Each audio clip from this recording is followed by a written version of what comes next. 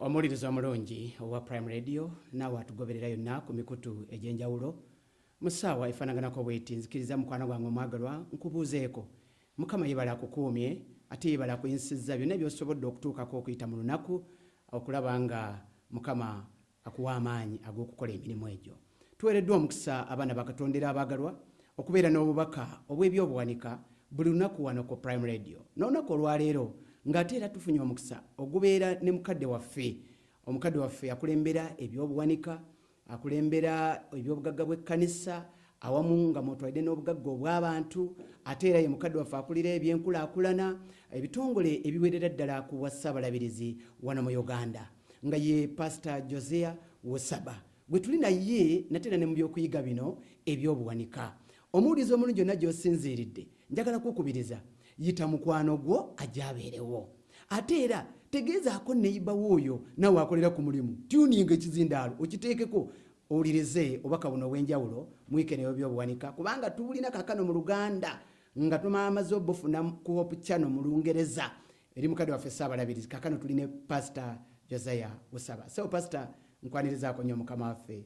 Mukama akuwa omukisa olw'okuweereza ebyokuyiga by'obuwanika. Wale nnyo mukadde wange omusumba Waswa Joshua akulembera ebyobuwanika mu Central Uganda Conference okutwaniriza n'okutwanjula obulungi bw'otyo. Mikwano gya Katonda abaagalwa abawuliza abalungi nate mbaaniriza mu puroguramu yaffe eno ebyobuwanika eya wiiki eno nga bwe twagitandika okuva ku Sande. Mwebali okubeera abawuliza abalungi era abagoberezi. Twamaze okulaba omuwendo ogusasulirwa okubeera abayigirizwa. Njagala leero ojje nange essira tuliteeke ku baana ba Katonda. Abaana ba Katonda ffe tulina ekika ekyaffe, ekika ky'abaana ba Katonda. Twenyumiriza nnyo mu bika byaffe. Simanyi kika ki gwe kyolowooza kika kyo, singa oli akubuuza nti ekika kyo kika ki wandizeemu ki. Naye Katonda alina etteeka limu lye njagala olwotulowoozeeko erikwata ku baana ba Katonda abaagalwa. Katusabe. Kitaffe Katonda omulungi ataggwaawo, otuwadde omukisa nate okubeera mu maaso go nga tuzze okwongera okuyiga eby'ekitalo ebiva mu kigambo kyo. Leero nga twogera Mukama ku mateeka amalungi ge watuwa amatukuvu agafuga buli kintu. Leero nga tugenda kulowooza ku tteeka erifuga enkolagana, etteeka erifuga ekika ky'abaana ba Katonda, etteeka erifuga abantu okubeera awamu, etteeka erifuga abaana b'obwakabaka obw'omu ggulu, etteeka erifuga abadduka okuva mu nsi okweyuna ekisa kya Katonda ekirokola. Jangu obeera omusomesa waffe leero ku bwa Yesu Kristo Mukama waffe. Amiina. Etteeka lya Katonda ery'ekika. Ekika kyo kika ki? Nze musajja muzirango gw'otunuulira. Gwe kikyo kika ki? Emirundi gimaye egisinga obungi ng'ekika ekyo tukifuula ekikulu okusinga ebika ebirala byonna. Naye kiki twogerako? Twogera engeri gye tuyinza okuzimba enkolagana ennungi n'abantu bannaffe be tubeera nabo. Njala kukola olwali ojje nange okwata Ebbayibuli tugende mu kitabo eky'ebikola by'abatume essula 17 tujja kufunira olwabiri tusekulu 28. Lugamba lutya? Luga nti Katonda yakola ensi n'ebirimu byonna. Oyo kubanga ye Mukama w'eggulu n'ensi, tabeera mu masabo agakolebwa n'emikono gy'abantu. So taweerezebwa mikono gy'abantu ng'eyeetaaga ekintu, kubanga yoyo aba bonna obulamu n'okussa omukka ne byonna. Si ekyo kyokka, yakola okuva ku muntu omu buli ggwanga ly'abantu okutuulanga mu nsi enjuyi zonna. Bwe yalagira n'ayawulamu ebiro n'ensalo ez'okutuula kwabwe. Njagala olunnyo olwo mu Bayibuli olunnyi 26 mu bikolwa essula 17 olumakinge ti Katonda bwe yali atonda, yatonda abantu bonna okuva kwatya kw'omu, n'akola buli ggwanga, n'akola ebika by'abantu, n'akola embeera zonna. Kaakati kyakuyiga kikulu nnyo. Naye ng'alina ekigendererwa kimu kye njagala oleme kusubwa. Bonna banoonyenga Katonda, mpozi bawammante okumulaba newankubadde nga tali wala wa buli omu ku ffe. Katonda atuli kumpi nnyo. Ne bwe yali ateekateeka engeri gye tuyinza okumulaba, okumumanya, tuwammante, tumunoonye, yadde ali awo kumpi. Naye yakikolera mu bika. Kubanga mwoyo tuba balamu tutambula tubeerawo era ng'abamu abewamu abayiiya bwe bagamba nti kubanga era tuli zadde lye. Mikwano gya Katonda baagalwa, Katonda yatuwa etteeka limu ekkulu erifuga ebika n'embeera z'abantu. N'etteeka lino tulisanga mu kitabo kya Matayo essula y'omusanvu ligamba litya nti yatuwa empisa ezikwata ku bwe tulina okulabirira ekika kyaffe. Wano ngoberedde nnyo ebika bya Buganda. Uganda erina ebika ebisoba mu 50 naye nga buli kika kirina empisa, buli kika kirina enjogera, buli kika kirina ennono, buli kika kirina omubala. Era wano mu Buganda okutegeera nti oli mwana wa Buganda olina okulanya. Naye era ffe ab'ekika ekyeggulu tulanya. Naye lino etteeka eritufuga oyagala okulimanya ligandikale byonna bye mwagala abantu okubakolanga mmwe nammwe mubakole nga bo bwe mutyo, kubanga ekyo ge mateeka ne bannabbi. Bayibuli egamba nti ekyo ge mateeka ne bannabbi era efunziza Bayibuli yonna nti Bayibuli etuyigiriza ekintu kimu kyoyagala abantu okukukola gwe sooka okibakole. Bw'obanga okibakoledde oba omaze okukola buli kintu kyonna kyonna kyolowooza ekyetaaga, mateeka ne bannabbi kwe kuyisa abalala nga bw'oyagala gwe bakuyise mukwano gwange omwagalwa. Njagala weetegereze nti bwe tubanga tunaazimba enkolagana, bwe tubanga tunaabeera wamu, bwe tuba tunaabeeragana, njagala weetegereze ekigambo ekyo kikulu. Etteeka eryo kyoyagala abantu okukola naawe kibakole. Mu ngeri endala nga tebannakukolera kyoyagala gwe sooka okikole, nze nkulemberamu abalala ne bagoberera. Owulidde? Mu bintu byonna ebikulu mu bulamu bwaffe Katonda alina enteekateeka engeri gye tulina okuddukanyamu obwesigwa, naye ekyembi tine Sataani ali engeri ye. Waliwo ebika eby'amazima ne waliwo n'ebika eby'ekicupuli. Njagala kutegeeza Setaani naye yateekawo etteeka erirye. Agamba nti abantu okujjako nga bakolera kyoyagala gwe tobafaako. Naye Katonda agamba nti abantu bakolere kyoyagala nabo bakukolere. Mateeka gali abiri gaawukana. Waliwo olutalo lunene nnyo okwetoola mu nkolagana z'abantu nga balwanira ebika. Owulidde? Nga balwanira ebika. Naye n'oluganda obona nganze muna sirina kika kyange, sirina muntu yenna, simanyi kitange, simanyi mmange, naye Katonda yeebale kuba nesanga bwesanze ng'akuze nga wendi sinaakuwa luganda n'omu.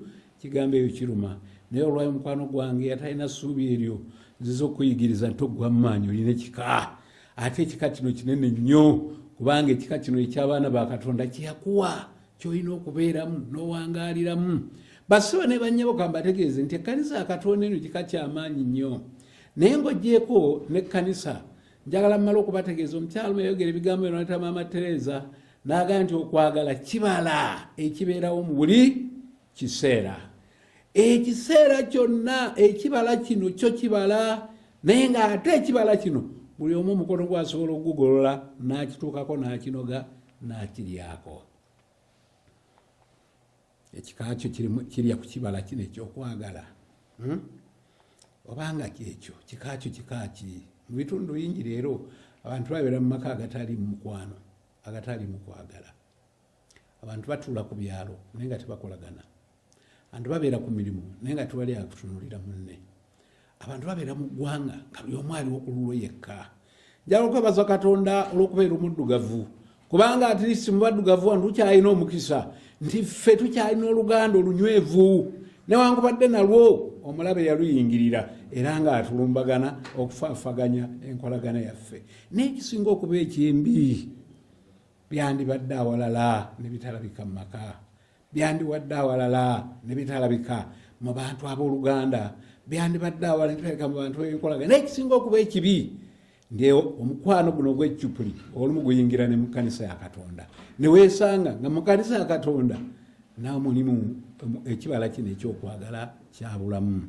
Omuntu omulumu mu ngeri y'okusekerera yannyonnyola bw'ati ekika kyaffe n'ebigambo bino nti bw'osanga abantu abatakoma kukugulumiza buyisayisa bwabwe naye ne bwe baweyisizza otya naye nga balabika butwala nga bukulu, obaagalanga kubanga abantu tebaagalikika era abakwagala si bangi nnyo mu bulamu.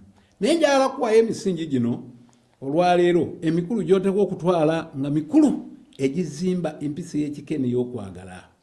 Njagala kutegeeza omukwano omwagalwa tekirina mugaso okubeera mu kkanisa naye nga mu kkanisa tulina nkolagana. Tekirina mugaso okubeera mu maka nga temulabagana. Abazadde temulina nkolagana n'abaana, abaana tebalina nkolagana n'abazadde, abaana omukyala n'omwami bayawukana mu birowoozo, basobola okusigala mu maka naye nga tewali yafa ku munne. Nalwako amaka gamu bulamu bwange, omwami n'omukyala nga bawangalidde mu maka, baali bano batutte ebbanga bazaala abaana bebakuza ab'obuwala n'ab'obulenzi, balina emirimu balima, bafumba bene balya, basola mu nnyumba yaabwe naye nga teri anyumya ne munne. Emboozi eyinza okubaawo jangu olye, tusabe twebake nga tewali anyumya ne balima olubimbi babiri ne balumala naye nga teri anyumiza na munne. Basebo ne bannyabo ekika kyaffe bwe kiba nga kigenda kufugibwa ekyo tekijja kuba kika kirungi. Naye njagala owulize ebigambo bino. Omuwandiisi omu yagamba ebigambo bino nti if you judge people you have no time to love them. Ebireetera abantu okwawukana n'osanga ekika tekirina nkolagana, bireetera abantu okwawukana mu kkanisa, omukwano ne gubula. Kiki ekiremeddwa okuzimba obumu bwaffe n'okukolera awamu emu ku nsonga ey'emu? Buli muntu okutunira munne ng'omubi, okutunira munne ng'omwonoonyi, okusaliragana emisango. Naye omukyala yagamba nti if you judge people you have no time to love them. Tolina muntu yenna gw'osalira musango, omuntu gw'okwata ensobi, omuntu walanga byakola tebituuka n'ogaa nti oli mwagala. Tekiriyo. Olwo njagala kubakoowoola baagalwa mu wiiki eno ey'obuwanika mubeere abawanika abeesigwa ab'obulamu bwammwe neeno obulamu bw'abaganda bammwe. Njagala tuleme kubeera nga Kayini ng'amaze okutta Aberi, kubanga ebikolwa byali bya muganda bituukirivu, kano n'amusiima, kano yamubuuza ekibuuzo kino, ali ludda wa Aberi muganda wo? N'abuuza ekibuuzo kino abantu bangi kye babula, nze mukuumi wa muganda wange. Olwo nja kutegeeza ekimu ku buwanika obukulu obw'ekkanisa eno bw'esomesa kwe kubeera nti oli muwanika wa muganda wo, oli muwanika wa mwannyoko. Muganda wange yaani? Kibuuzo kino kyabuuzibwa omusajja Mufalisaayo. Yesu yali ng'abuuza n'amugamba nti etteeka ekulirwa mu mateeka. N'amugamba nti yagalanga Mukama Katonda wo n'omutima gwo gwonna n'amagezi go gonna, oyagale ne muliraano nga bw'oyagala wekka. Olw'obutayagala kuwanguluka n'amubuuza muliraano wange yaani?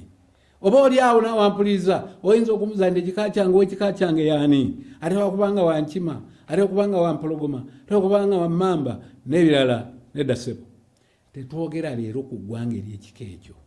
Njagala mala okudda ku linnya lwaffe olwasoose. Onyirugambye nti Katonda yatonda abantu ffenna okuva ku muntu omu. Njagala mbategeeze ebika amawanga n'ennimi gye tutuula byanjawulo nnyo wageraageranya obulamu bwaffe Katonda nga bwe yabutonda. Tulina ekintu kimu ekituyamba okutugatta, okutegeera nti ffenna tuli bakika kimu, gwe musaayi. Ndi ffenna tukulukuta omusaayi nga mumyufu. Oba oli Muchina, oba oli Musoga, oba oli Muganda, oba oli Munyarwanda, oba oli Munyankole, oba oli Mucholi, oba oli mu Nigeria, oba ova mu Amerika, wonna woova omusaayi guli gumu. Tulina ekika kimu eky'abaana ba Katonda. N'etteeka eritufuga ligamba kolera abalala ebirungi by'owulira nga naawe obyagala, kijja kuyamba. Tosalira balala. Leka kwetaawo nti siri mukuumi wa muganda wange. Abayudaaya abalina ng'enzikiriza n'endowooza nti omuntu muganda we oyo nga Muyudaaya, ye muntu oyo gwe musinza mwenna, ye muntu oyo gwe muva mu kika ekimu. Nedda. Naye wano tukuyigiriza olwaliro nti omuntu yenna gw'osisinkana mu bulamu akwetaaga, alina ebyetaaga okuva gy'oli, ye muganda we, ye mwannyoko we, w'ekika kyo. Kitange yansomesa ekigambo kimu kyagambye nti omuntu akusinga bugagga naye akusinga abantu. Katonda yatukolera ekika ffenna tubeere omuntu omu. Naye ekiba kyayingira mu nsi ne kitabangula puroguramu za Katonda, obuwanika buno obw'abantu okuwanika bannaabwe, omulabe n'abutabula era n'ayawula abantu. Naye Mukama yeebazibwe, kubanga Kristo bwe yali ng'ava mu nsi yatugaa nti etteeka erimu mbawa mwagalanenga bonna kwe banaategeerera nga muli bayigirizwa bange. Omuntu omu yayogera ebigambo nti peace begins with a smile. Bw'osinkana omuntu si nsonga oba mulungi oba mubi, mwaka mwenyu. Sajja omu yagala okuyigiriza abaana okwagala. N'addira abavubuka babiri, omu yali muwala mulanga mulenzi, n'abayita muloonamu ekinusunusu kya 5 n'amuwa 15 yebinusu 10. N'amugamba nti tambula, gwe kwata eno ddyo, gwe kwata kkono, naye genda. Bw'osanga omuntu n'akusekera muwe gwe ku kinusu. Bwe batyo ne batambula. Asooka obimalawo yakomawo mu bbanga ttono, omwana omuwala yali akomyewo ng'ebinusu bye byonna biweddewo.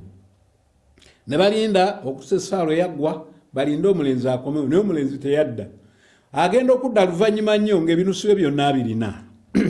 Kyebababuuza omulenzi lwaki ebinusu obikomezzaawo? Yagamba nze ntambudde ne buli gwe nsansina yenna nenampadde Sumairo oba okunsekera era ebinusu byange nembizza. Omuwala ne bamubuuza nti gwe wakoze otya ebinusu byo nti byonna byaweddewo mu ddakiika. Ne bava mubuuza nti wakoze otya gwe byo bigabye otya?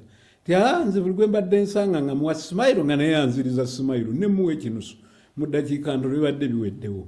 Bassebo ne bannyabo tuyiga enkolagana omukwano n'okwagala. Ekkanisa ya Katonda singa ebadde ezimbiddwa ku mukwano guno naye tabeera mukwano gw'ebicupuli ogw'okwefaako n'okweyagaliza na buli muntu okunoonya ebibye. Njagala bategeeza mikwano gya Katonda nti obulungi obujja okubeera mu nsi eno n'ekkanisa tetulina wakubuteeka. Obuye tetulina wakubuteeka. Era tetujja kutya biseera bya maaso, tetujja kutya bintu bye tuyitamu, tetujja kutya mbeera yonna kubanga Katonda ali naffe. Katonda akukoowudde okukola ekintu ekitono ennyo waakiri omuntu mwesimayiro. Bw'olaba nga wandyagadde omuntu akulamuseeko naawe mulamuseeko. Bw'olaba nga omuntu wandyagadde akuwe ku kyokulya naawe kimuwe. Bw'olaba nga omuntu wandyagadde akuyambe naawe muyambe. Bw'oyagala nga bakusabire naawe saba. Bw'olina olina obwetaavu nga bw'obeera nabwo n'abalala babwetaaga. Tuyige okukola obulungi mikwano gya Katonda baagalwa. Owulidde njagala kubasaba mikwano baagalwa tuyige okubeera n'ebigambo ebyekisa. Kind words can be short and easy to speak but their echo are true endless. Ekisa kigambo kya Katonda ekyekisa kyobeera nakyo mu bulamu tekigenda kukoma, kigenda kwetoloola ensi eno yonna kituuke wala nnyo kisobole okukola ku bulamu bw'abantu. Owulidde Katonda alina ebintu byatuyigiriza mikwano gyange baagalwa bye tulina okuyiga ng'abakkiriza. Omuntu omu yagamba nti obwavu obusingirayo ddala okubeera mu nsi si nsimbi, naye obwavu kiwuubaalo. The most terrible poverty is loneliness and the feeling of being unloved. Ensi eno ekintu kyeterina ekibuze mu nsi kwagala. Etteeka limu lyokka ery'okwagala banno obeera omuyigirizwa wa Yesu. Bwe munaabanga mwagalanenga bwe mutyo mujja okubeera abayigirizwa bange. Njagala kutegeeza omukwano gwange mwagalwa toyinza kubeera muyigirizwa wa Yesu gwoyizo nga okutuusa ng'oyiza okwagala. Abantu bangi abali mu kibuubaalo, abantu bangi abeewunise, abantu bangi abatamanyi Kristo, abantu bangi abatannafuna bubaka buno obulokola. Mukama akoola olwaleero oyogere n'abantu bano bategeere ekisa kya Katonda. Katonda agamba atya? Gwe mukuumi wa muganda wo, labirira amaka go naddala mu biseera ebizibu. Abantu bakwetaaga, mukyala wakwetaaga, omwami wakwetaaga, abaana bakwetaaga, ab'ekika kyo bakwetaaga, baliraanwa bakwetaaga, abantu b'okola nabo bakwetaaga, buli muntu gw'osinkana bunaku akwetaaga. Katonda akugamba nti balabire ye muganda wo. Owulidde Yesu yayigiriza olugero mulumanyi bulungi saakulu lwamu era omusajja Omusamaliya ow'ekisa yali ava e Yerusaalemi ng'aserengeta Yeriko n'asanga omusajja agudde mu batemu. Njala kutegeeza nti omusumba yali amuyiseeko nga n'omubuulizi amuyiseeko, kabona n'omuleevi. Naye omusajja ono n'ava ku nsoye n'amukolera ebyekisa n'amutwala mu ddwaliro n'amujjanjaba. Owulidde n'asasula n'ensimbi, yali tamumanyi, yali mu ggwanga batakkiriziganya mu kika, Abayudaaya basosola Abasamaliya, naye n'amukola ebikubanga yali abyetaaga. Yesu yabuuza omusajja oli nti ku bano bonna muganda we yaliwa? N'addamu nti yamukolera ebyekisa. Katonda akugamba okukola ebyekisa. Yagala era ofeeyo eri munno nga Kristo yayagala ekkanisa neewayo ku lwayo. Teeka mu nkola ekiragiro ekikulu, kolerera abalala naawe biwandyagadde bakukolere. Setaani yagamba nti gwe okulembera, gwe bakusooke. Omuntu bw'aba takusulamusiza naawe tolamusa, bw'aba takuwadde kyakulya naye tomuwa, bw'aba takwagala nti omwagala. Kwe kwagala okw'ekicupuli kyekika eky'ekicupuli. Bassebo ne bannyebe ekika kino kitufuze nnyo naye tekiyinza kutuwa mirembe genda mu maaso. Buli omu yeerabirire, essira liteeke ku munno okubanga yafaayo ku byetaago byo. Ensi yakuvuganya, bwekyo weefeeko wadde nga kisooka kikosa abalala tofaayo.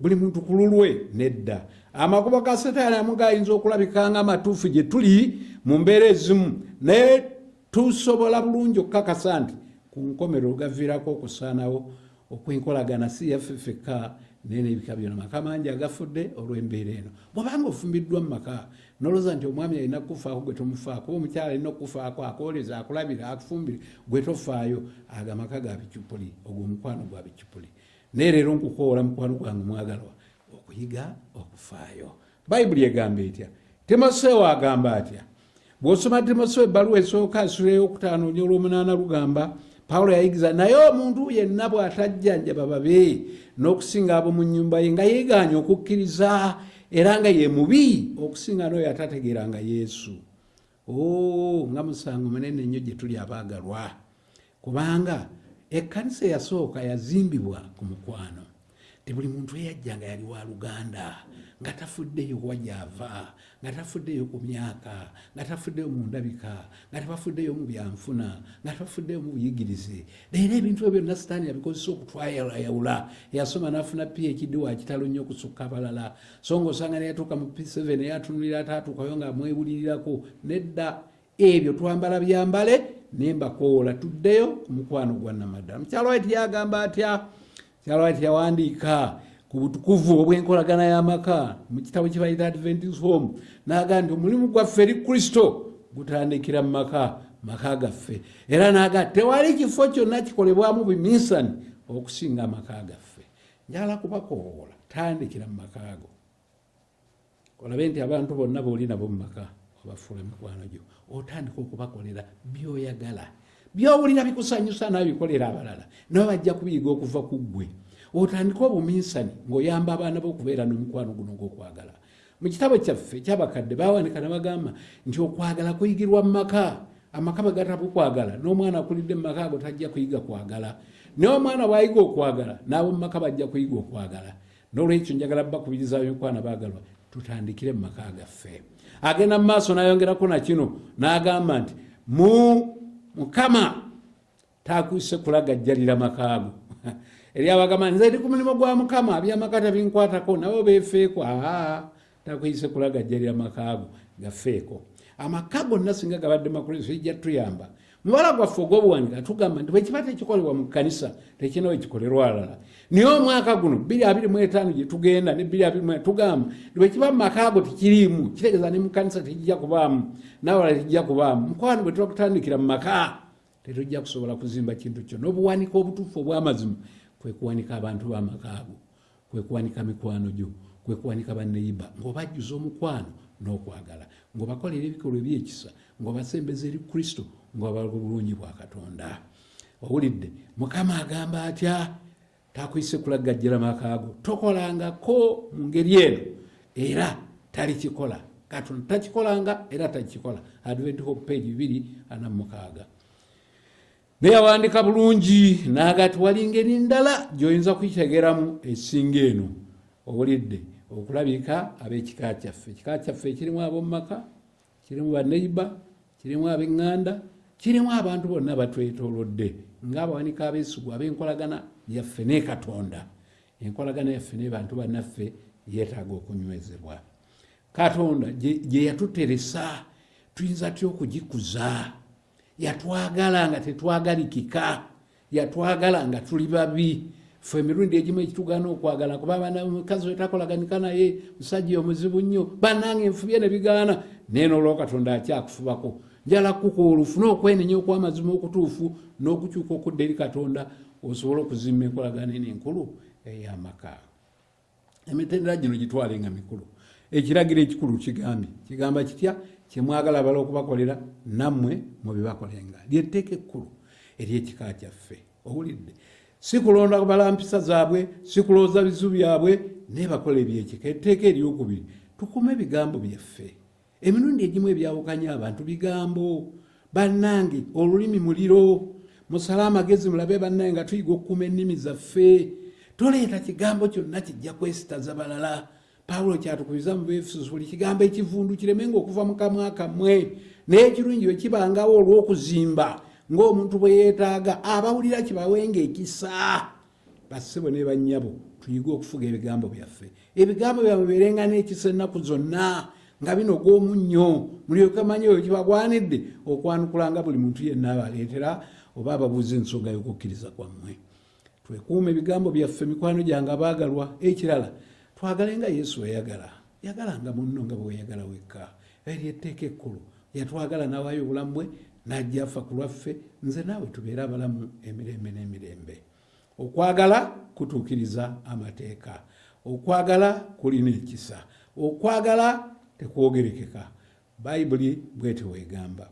Mukyalo Waiti agamba si ddala lya nsi wadde okuzaalibwa wadde eggwanga wadde enkizo y'eddiini ekiraga nti tuli baana ba Katonda, wabula kwe kwagala, okwagala okuzingiramu abantu bonna. Basebe ebisigadde byonna bye tweyambaza ebitiibwa tebijja tukolera naye tuyiga okwagala. Yagala bantu so si bintu. Lundi egisinga obungi esera tutadde ku bintu, nenjagala kubakuwola amaanyi n'amagezi tugateeke ku bantu. Ebintu bikolebwa, ebintu bifa ne biggwawo, naye abantu ba Katonda tebavaawo emirembe gyonna. Abawanika abeesigwa ab'omu kika kyabwe bagobera etteeka ly'ekika lino. Mu mulembe ogwagala ebintu era okukozesa abantu, tulina okwagala abantu okusukka ebintu. Abantu tubaagale, tukozese ebintu okwagala abantu. Ensimbi zo kaziyamba abantu okutegeera Katonda. Ensimbi zo kaziyamba abantu okulaba ekisa kya Katonda, kaziyamba obulungi bwe. Ebintu by'olina amaka ago g'ozimbye gasembezemu abantu. Emmoloka yo keyamba abantu mu mulembe naawe w'obeera. Mulembe okwagala ebintu, kozesa ebintu okwagala abantu, so si abantu okwagala ebintu. Ekyo Katonda kyatukubiriza mikwano gyange. Yesu yakozesa byonna ebyaliwo okuyamba. Yakozesa ettosi n'azibula abazibe b'amaaso. Yakozesa amaato okubuulira abantu enjiri. Yesu yakozesa embeera yonna eyaliwo okuyamba abantu. Gwe ebyo by'olina obikozesezza otya mukwano gwange mwagalwa? Yagala abantu so si bintu. N'olwekyo mikwano gyange abaagalwa, njagala bakubiriza tuyige etteeka lino ekkulu ennyo Katonda lyatuwadde ery'obulokozi. Omulimu gwaffe eri Kristo gutandika n'amaka mu nju. Bwe guva mu nju ne gudda ku kyalo, bwe guva ku kyalo ne gudda mu kkanisa, bwe guva mu kkanisa ne gwetoola abantu bonna betwetoolodde. Buli muntu gw'osinka ne yeetaaga ekisa kya Katonda. Tewali kifo kya buminsani kikulu ekisinga kino mu maka gaffe. Si kwagala b'amaka naye n'abantu akati bakkirize bajje mu maka gaffe. Tufube okulabira ab'ekika kyaffe, tufube okulabikanya amaka gaffe tugakuza gabeere ekifo abantu mwe bagenda okuwummulira.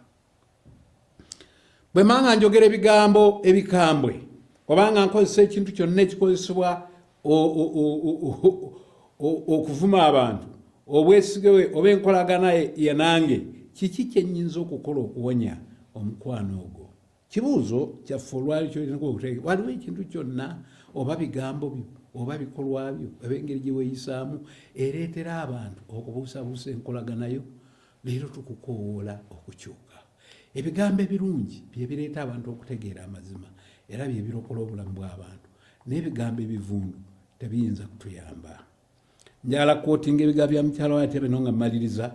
Yawandiika n'agamba bw'ati nti we must put away all strife and dissension. Bwe tuba n'engeri zonna ezitwawula n'abantu abalala kaziteeke ebbali zonna tuzigyewo. When the laborers have an abiding Christ in their own souls, when all selfishness is dead, when there is no rivalry, no strife for primacy, when oneness exists, when they sanctify themselves so that love for one another is seen and felt, then the showers of the grace of the Holy Spirit will just as surely come upon them, and that God's promise will never fail in one jot or tittle. Kikyategeeza ti abakozi mulimu gwa Mukama bassebo ne banyaffe abaayo obulamu bwaffe eri Kristo. Omuwandiisi ono mukyalo gye Waite atugamba nti singa okwagala kwa Kristo okutuula mu mitima gyaffe okwerowoozaako ne kufa ne kibeera nti tetukyalina njawukana bulabe na ntalo na kulwanagana oba okunoonya obukulu oba okusukkuluma omulala, ffenna ne tubeera mu bumu nga buli muntu afuuse wa kika wa luganda wa nnyumba, tujja kutukuzibwa mu mitima gyaffe. Okwagala kwa Katonda kugenda kutuula mu mitima gyaffe. Buli omu alira omukwano ne munne, empandagize z'ekisa kya Katonda okuyita Mwoyo Mutukuvu gikke mitima gyaffe. Era kambategeeza ebisuubizo bya Katonda byonna tewali na kimu kijja kubula kuva gye tuli. Mbako olwaleero okwetwalira ekisa kya Katonda. Mukwano gwange mpuliriza, mukwano gwange ali mu puroguramu eno oyinza okubanga mukwano gwange towangayo obulamu eri Kristo nenkukoola leero okkiriza okuwaayo obulamu eri Yesu. Waliwo ekikwawula n'abantu, waliwo ekitabudde amakaago, waliwo ekikawagudde ku kyalo, ku mirimu temukolagana, olina engeri yonna gy'owulira obuzibu, tolina kifo mw'osinziza, ekkanisa mw'oli tuwulira mu mirembe, Mukama akoola leero oweeyo obulamu eri Kristo era okkirize obatizibwe, okyuke oyambale ekisa kya Katonda, ojjule okusaasira, otandike okuyisa abalala nga bw'oyagala bakuyise. Njagala kutegeeza emikisa gya Katonda gya kubeera ku gwe. Mukama abawe omukisa. Katusabe. Katonda omulungi nannyini eggulu ataggwaawo, nteeka baddu bonna bazzano mu mikono gyo, bonna banoonya ekisa kya Katonda. Watuwa ekika kimu, kuba ffenna atutonda okuva ku muntu omu mu buli ggwanga ekika n'olulimi n'abantu. Zino enjawukana zonna ezituleeta amawanga ebika n'ennimi, obuyigirize, obugagga n'obwavu, bicyupuli ebyaleetebwa omulabe. Naye ebintu bino byonna bituwa mu bumu, bituzimbe, bitugase, ffenna okubigabana ng'ekkanisa eyasooka, tulyoke tukole omulimu gwe tugumalirize. Mu kiseera kino koowoola Mukama oyambe ekkanisa, oyambe amaka, oyambe abaana, oyambe ebyalo, tusobole okuzimba obumu. Okomewo osanga tuli ggwanga limu, lulimi lumu, nnyumba emu, otwale mu bwanga gye tulibeera nga teri kwawukana, ebika n'amawanga nga biweddewo, naye nga tulina obulungi bwa Kristo mu mitima gyaffe ku bwa Yesu Kristo Mukama waffe. Amiina. Mukama abawe omukisa, mbakoowoola okujjumbira puroguramu zino buli kiseera. Mukama abeere nammwe.